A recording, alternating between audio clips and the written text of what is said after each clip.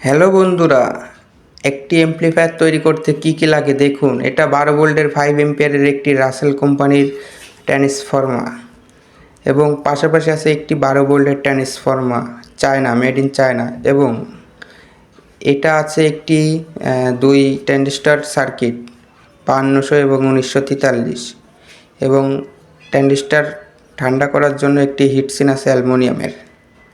তো এই এই যে এখানে দেখছেন দুইটা ট্রানজিস্টর আছে 5200 এবং একটা 1943 এবং আপনাদের লাগবে এই ধরনের একটি 3 ভলিউমের বেস টোন।